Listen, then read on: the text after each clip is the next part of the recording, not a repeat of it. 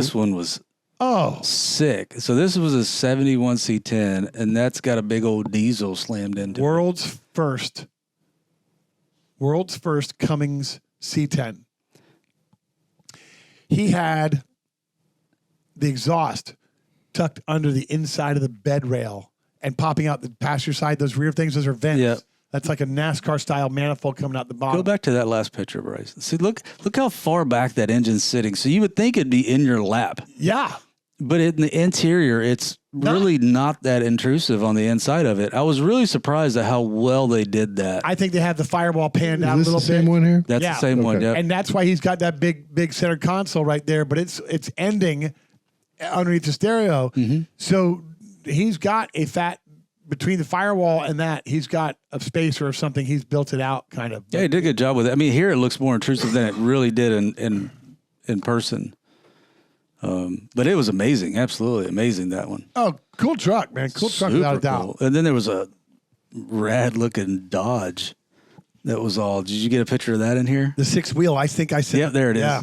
This thing was crazy monster. It was like a 91 Dodge D something, I think it was originally. I mean, it doesn't even resemble right. It's what all, it used to be. It's all bagged, and the rear axle is just an axle tube with hubs on it, and he has all the solenoids and bags, on top of it.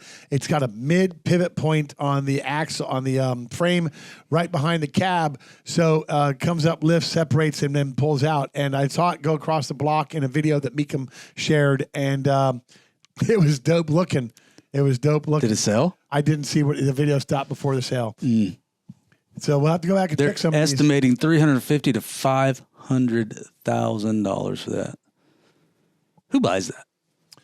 And what are you doing with it? And what do you do with it?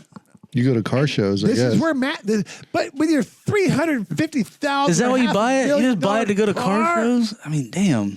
But some people have got buildings, Chris, they go on for days full of cars. God, I know. That's why I keep saying the good Lord won't let me win the lottery, because I would have a building full of crap like that.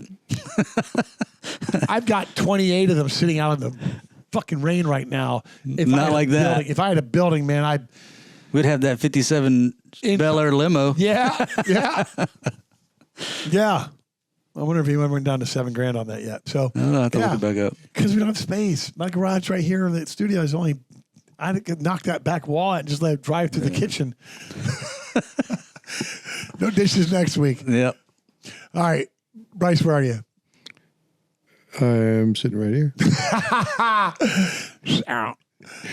The last thing we had was just a video. I think you intended for this to be, to like have the audio play. Okay. We didn't get that set up. Oh, we didn't? So, I mean, it's just. Oh, no. Oh, my audio. Okay, so I'll just come in. So right here, I'm at Meekum. This is on Monday. This is Tiana and I have just shown up. We're in that back lot just off the main entrance.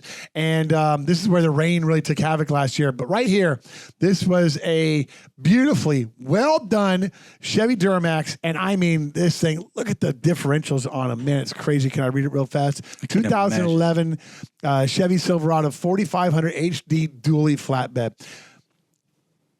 Not a flatbed because it had a pickup bed on it, but they've done altercations in the back. They chopped this thing and they brought the bed of the floor up. And what I'm going to show you is that this thing was beautiful, except that it had orange peel. I mean, how much of the wheels? Bryce, the suspension alone. About? I mean, this thing is beautiful, man. Beautiful. Right here, I'm going to show you a weld line. I hope it comes out on camera. Oh, it does. It does. Because I know exactly what you're talking about, and it's bad. Right here on the left. You can see it right in the center. That's a weld bead. And you can see it come all the way down the whole bedside. And I'm talking 8 feet long. Now, why would they go to all that trouble? That's what we said. Right here. Look at that. Look how horrible. Oh, it started to split. Steve, I won't say his last name, works at the shop. He 32-year bodyman out at General Motors. And I asked him, what the hell? He's like, never millionaires. He says 3 hours, Kenny, and I would have that gone, painted, blended in. You'd never even see it. Don't tell me you couldn't afford it. Don't tell me, right. It didn't happen on the way there. The paint isn't cracked. You knew it was there when you painted over. Yeah. It's almost like that was the last thing and somebody said, "You're done. gotta You go. got to We get gotta- this. yeah. You got to get this painted." I said to Tiana, this must have been a midnight hour, finish, throw together, get it there. But it sat there Some for 5 Discovery days Channel before it went on the stuff. block. So why'd you have to get it there that early so people could see it? I noticed that 5 seconds in, I didn't look the truck over that well. I didn't look at the other side. I was appalled at that. Oh, man. And somebody that's going to bid on that doesn't even see that. They don't go up that Maybe. high. The red doesn't show the shadow like black would or something. So, I mean, I want to know what that went for. I mean, I want to call the buyer and go, hey, when you get that home, you see that giant, well, I can fix that. So what I'll do for the audience in post is, if I can find these sold, I'll pop up the sold prices if they Okay. sold, and I'll pop up, the bid goes on if Cool. if it went on. So Cool. well, that was Meekum.